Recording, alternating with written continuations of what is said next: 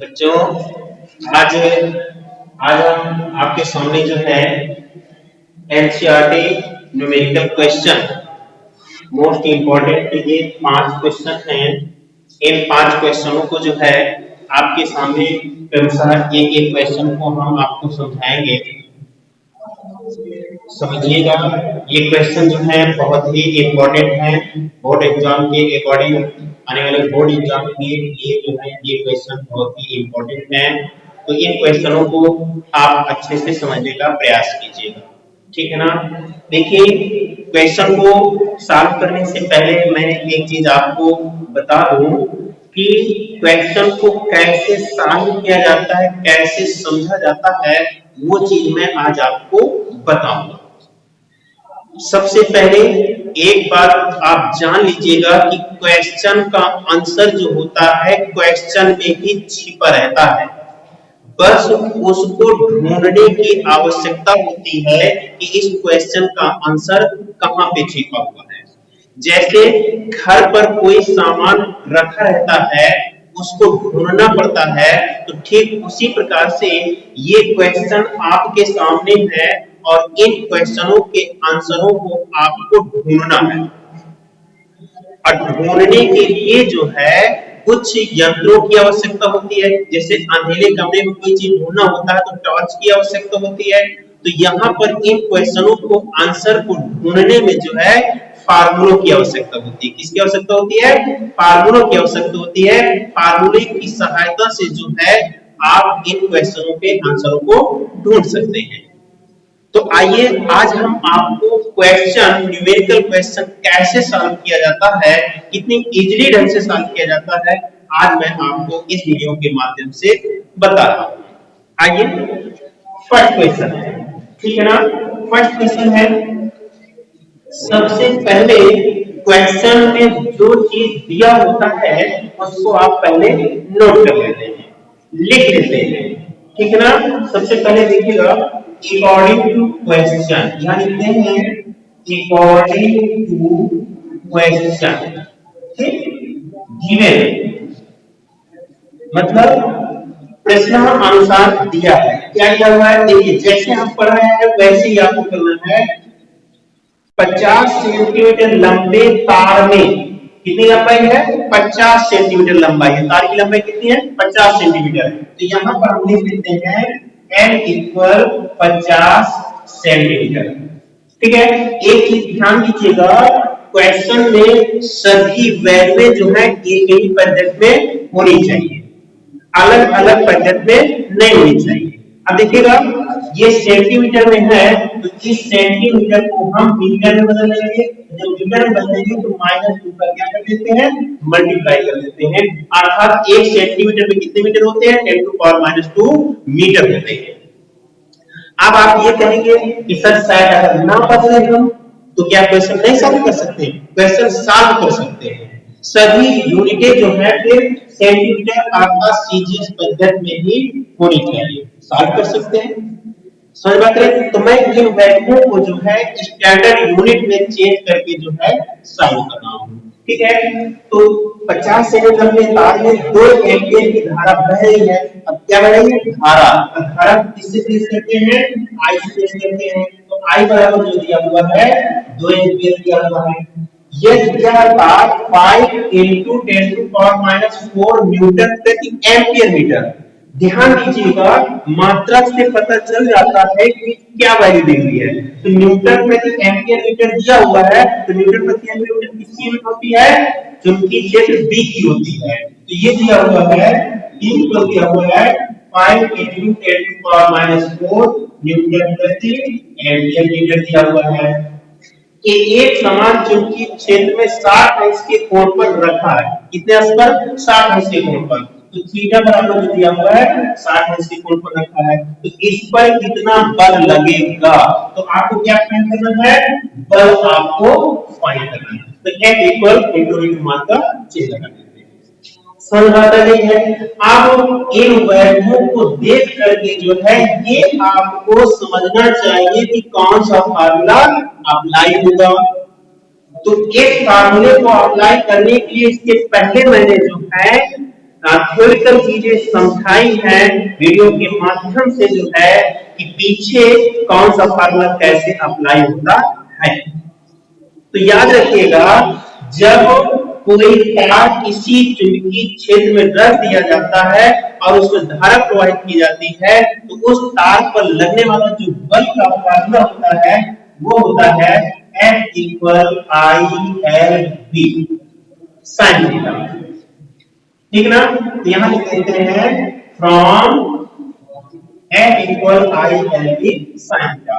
अब सभी वैल्यू को हम यहां पे पुट कर देते हैं। तो आई की वैल्यू कितनी है 2 है, एल की वैल्यू कितनी है 5 into 10 to power minus 2 है, बी की वैल्यू कितनी है 5 into power minus 4 है into sin 60 हो जाता है।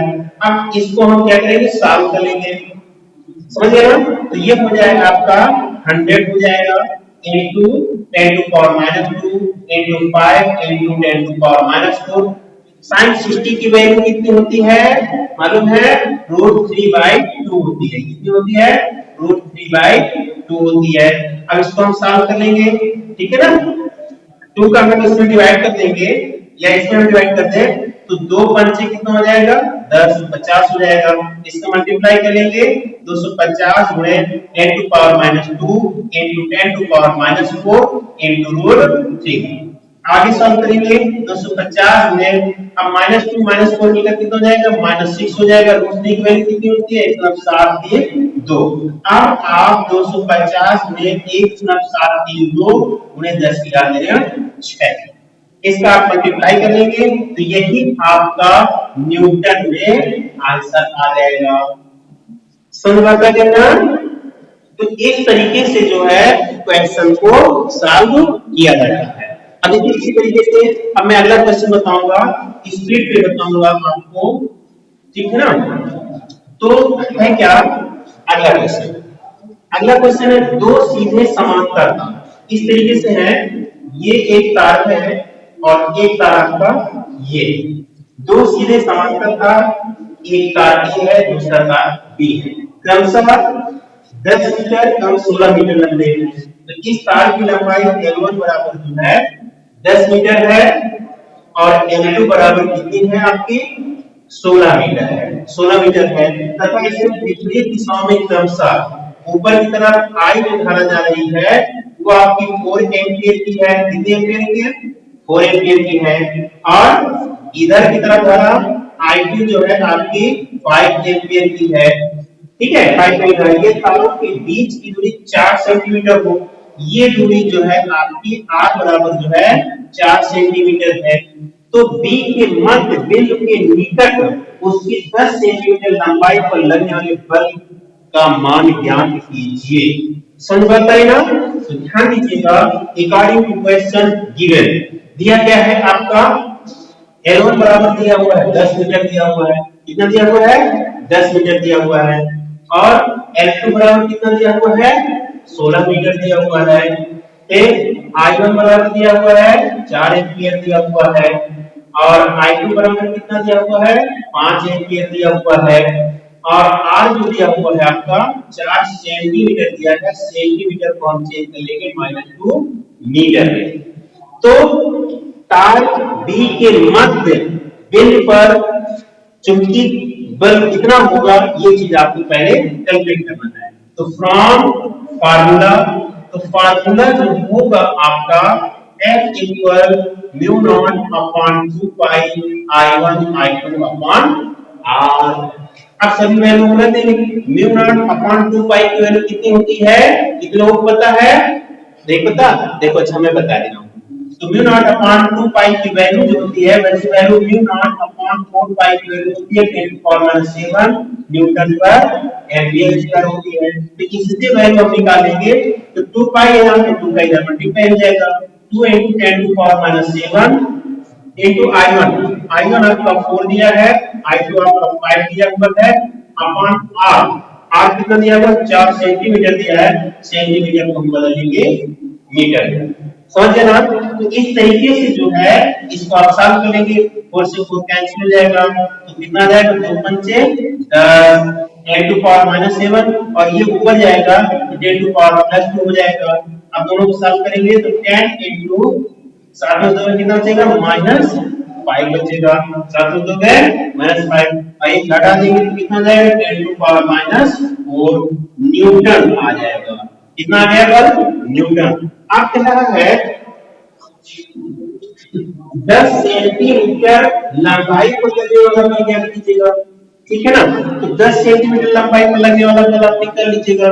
ये तो आपका 1 मीटर पर लगने वाला बल है, समझ बात करें ना, 1 मीटर पर लगने वाला बल है। तो अब 10 सेंटीमीटर लंबाई पर लगने वाला बल निकाल लीजिएगा। तो यहाँ लिखेंगे अतः 10 गुणे 10 या 2 मीटर लंबाई पर लगने वाला बल।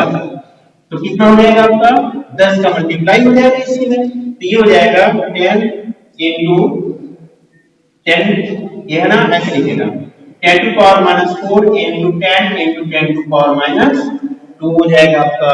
अब सॉल्व कर लीजिएगा तो कितना हो जाएगा 10 टू पावर माइनस 6 हो जाएगा into 10 हो जाएगा। तो जब सॉल्व कर लेंगे कितना हो जाएगा 10 to power minus 5 newton. That is answer. Okay, समझ में आ गया है। चलिए अगला क्वेश्चन हम बताने जा रहे हैं, ध्यान से समझिएगा, ठीक है। अगला क्वेश्चन नंबर 3 है। क्वेश्चन नंबर 3 जो है आपका तार की वृत्ताकार कुंडली में 100 फेरे, कितने 100 फेरे हैं, प्रत्येक की त्रिज्या 8 सेंटीमीटर है तथा इनमें 0.4 एम्पीयर धारा प्रवाहित हो रही है। तो कुंडली की केंद्र पर B का मान ज्ञात कीजिए। तो ध्यान दीजिएगा क्या क्या दिया हुआ है, फेरे कितने हैं 100 फेरे हैं। तो फेरों की संख्या जो दिया हुआ है 100 फेरे दिया हुआ है। कितने फेरे हैं 100 फेरे हैं। त्रिज्या कितनी है 8 सेंटीमीटर है। तो त्रिज्या जो है आपकी 8 सेंटीमीटर है, तो इसको हम बना लेंगे क्या मीटर बना लेंगे, 10 टू पावर माइनस 2 हो जाएगा। तथा इनमें 0.40 एम्पीयर की धारा जो दिया हुआ है 0.40 एम्पीयर की धारा प्रवाहित हो रही है। कुंडली के केंद्र पर B का मान कितना होगा, ये चीज आपको क्या करना है फाइंड करना है। समझ बात आ गई है। आप देखिएगा फार्मूला कौन सा अप्लाई होगा, फ्रॉम फार्मूला। तो फार्मूला जो होगा आपका B equal mu naught n I upon 2 a क्या होता है बराबर होता है। सभी वैल्यूओं को क्या करेंगे रख लेंगे। म्यू नॉट की वैल्यू 4 पाई 10 की पावर माइनस कितना होता है, अभी मैंने यहां पे लिखा था ना, कितना होता है 4 पाई म्यू नॉट की वैल्यू जो होती है 10 की पावर माइनस 7, तो ये हो जाएगा 10 की पावर माइनस 7 हो जाएगा इनटू n कितना दिया हुआ है 100 हुआ है, i कितना दिया हुआ है 0.40 दिया हुआ है, अपॉन 2 इनटू यही आपका r है, तो 8 इनटू 10 की पावर माइनस 2 हो जाएगा। समझ गए ना, सभी वैल्यू को आपने रख लिया, n की रख दिया, i की रख दिया, 2 की रख दिया और a की रख दिया। a आपका रेडियस है, जैसे ये रेडियस है वही आपकी ये भी रेडियस है, इसको a आप लिख सकते हैं। अब इसको सॉल्व कर लीजिएगा, तो ध्यान दीजिएगा कैसे सॉल्व करेंगे, 4 से 4 दूनी 8 हो जाएगा, हो जाएगा। अब 2 दूनी 4 होता है, 4 और 4 से काट दीजिएगा, 4 दूनी 8 हो जाएगा, 4 दूनी से 20 हो जाएगा। समझ आता है, दो आपके कैंसिल हो गए हैं, तो बचेगा कितना आपका, ये बचेगा 25 into 0.40 into पाई बचा, पाई की वैल्यू रख दीजिएगा 3.14 into 10 to power minus 7, ये आपका ऊपर जाएगा तो 10 to power plus 2 हो जाएगा आपका। अब इसको सॉल्व कर लेंगे, क्या करेंगे सॉल्व कर लेंगे, 25 में 4 का गुणा कर लेंगे, 25 चौक कितना हो जाएगा आपका 100 हो जाएगा, और ये जीरो है इस जीरो को भी बढ़ा देंगे, 25 चौको 100, दशमलव कहां पे लग जाएगा यहां पे लग जाएगा, into 3.14 into 10 to power 7 में 2 कितना बचेगा 5 बचेगा। अब इसका मल्टीप्लाई कर लेंगे तो ये आ जाएगा आपका 31.4 into 10 to power minus 5 Newton प्रति एम्पियर मीटर। तो इस तरीके से जो है क्वेश्चन आपको सॉल्व करना है। समझ आ गया है। चलिए अगला क्वेश्चन, क्वेश्चन नंबर 4 की बात कर रहे हैं। क्वेश्चन नंबर 4, ध्यान से देखिएगा। क्वेश्चन नंबर 4, अब देखिएगा क्वेश्चन नंबर 4। क्वेश्चन नंबर 4 देखिएगा, एक लंबे सीधे तार में 35 एम्पीयर धारा प्रवाहित हो रही है। 20 सेंटीमीटर दूर पर स्थित किसी बिंदु पर चुंबकीय क्षेत्र का परिमाण क्या होगा, ये चीज आपको साफ करना है। एक लंबे सीधे तार में, ये एक लंबा सीधा तार होता है, ठीक है, तार होता है, ठीक।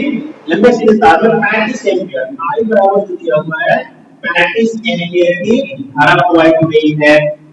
तार से 20 सेंटीमीटर दूर, इससे जो है 20 सेंटीमीटर दूर, ये इसमें दिया हुआ है 20 सेंटीमीटर दूर पर स्थित किसी बिंदु पर चुंबकीय क्षेत्र B का परिमाण क्या होगा, ये चीज आपको फाइंड करना है।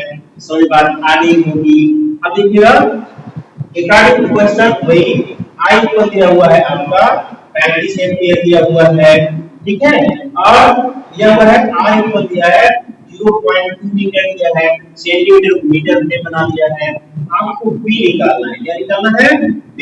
तार से 20 सेंटीमीटर की दूरी पर चुंबकीय क्षेत्र B का परिमाण क्या होगा, तो देखिएगा फ्रॉम फार्मूला, अब देखिएगा फार्मूला आप अप्लाई कर देंगे। फार्मूला जो होता है B को होता है आपका mu naught I upon 2 pi R होता है। समझ बात करें ना, आप सभी वैल्यू रख देंगे। तो म्यू नॉट की value 4 pi into 10 to power minus 7, I की वैल्यू 35 दिया है, 2 इनटू पाई की वैल्यू 3.14 और R की वैल्यू 0.20 होती है। समझ गए ना। अब 2 गुना 4, इसको सॉल्व कर लेंगे, इसका दशमलव हटाएंगे, ऊपर 2 जीरो बन जाएंगे आपके, 2 से इसको काट देंगे, 2 दहां 20 होता है, 1 जीरो आप इसका काट देंगे, ठीक है। तो अब देखिएगा क्या बचा आपका, अब ये पाई आपका ये कैंसिल हो जाएगा, ठीक, समझ बात करें ना, ये कैंसिल हो जाएगा। अब बचा क्या आपका, ये बचा आपका 350 into 10 to power minus 7 Newton प्रति एम्पियर मीटर बचा आपका। समझ बात आ गई ना। ये कैलकुलेशन जो है आप अपनी इच्छा अनुसार भी सॉल्व कर सकते हैं, ठीक है ना। आपको मेन चीज आपको समझना यहाँ पर है, कैलकुलेशन अपने अकॉर्डिंग भी सॉल्व कर सकते हैं। चलिए लास्ट क्वेश्चन की मैं बात करूंगा। लास्ट क्वेश्चन ध्यान दीजिएगा, लास्ट क्वेश्चन क्या है, लास्ट क्वेश्चन है आपका एक तार जिसमें 8 एम्पीयर की धारा प्रवाहित हो रही है, 0.15 टेस्ला के एक समान व्हील में क्षेत्र से इस अंक का कोण बनाते हुए बैठा है, इसकी एकांक लंबाई पर लगने वाले बल का परिमाण क्या होगा, ये चीज आपको फाइंड करना है। तो ध्यान दीजिएगा, तो दिया गया है आपका एक तार जिसमें 8 एम्पीयर, I बराबर दिया हुआ है आपका 8 एम्पीयर दिया हुआ है।